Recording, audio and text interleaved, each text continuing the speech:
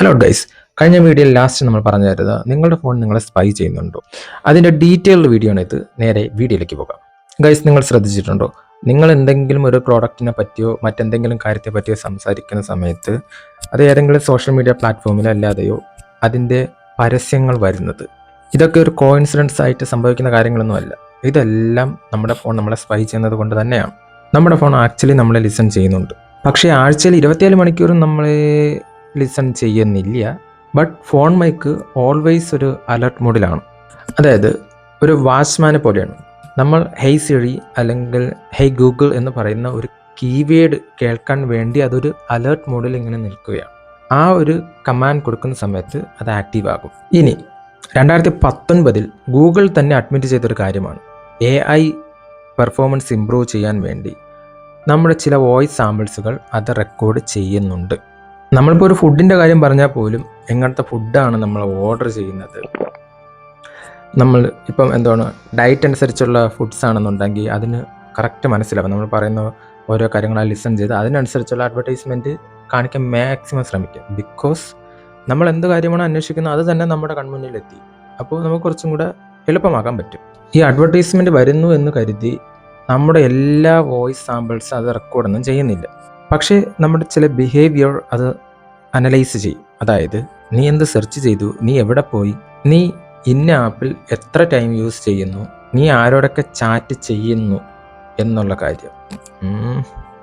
Okay, ഒട്ടുമിക്ക ആപ്ലിക്കേഷനും privacy പരമായിട്ട് എൻക്രിപ്റ്റഡ് ആണ്.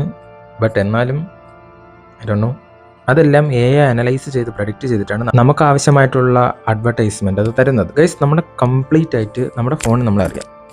അതായത് നീ എത്ര മണിക്ക് എഴുന്നേൽക്കുന്നു, നീ എത്ര മണിക്ക് കിടക്കുന്നു, സ്ട്രെസ്സാവുന്ന ദിവസങ്ങൾ, നീ ഹാപ്പിയാണോ സാഡാണോ, അതുപോലെ നീ സിംഗിളാണോ ഓർ കമ്മിറ്റഡ് ആണോ, ഇതുവരെ അതിനറിയാം. നമ്മുടെ ലൊക്കേഷൻ, ടൈപ്പിംഗ് സ്പീഡ്, നമ്മൾ ഓരോ ഇമോഷനിലും ഓരോ തരത്തിലുള്ള ടൈപ്പിംഗ് സ്പീഡായിരിക്കും.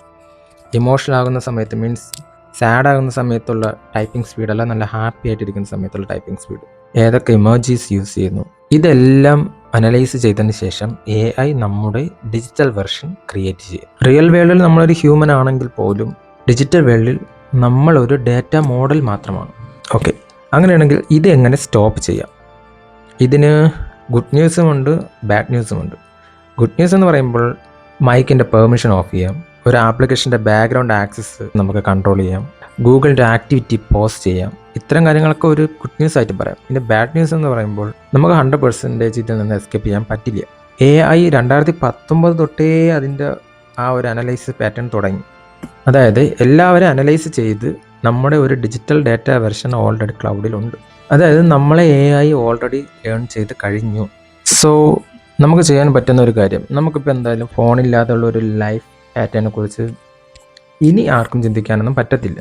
സോ നമുക്ക് ചെയ്യാൻ പറ്റുന്നത് നമ്മുടെ പ്രൈവസി ടൈമിൽ കൂടുതലും ഇതുപോലെ ഫോൺസോ മറ്റു കാര്യങ്ങളോ യൂസ് ചെയ്യാതിരിക്കാൻ നോക്കാനേ പറ്റത്തുള്ളൂ.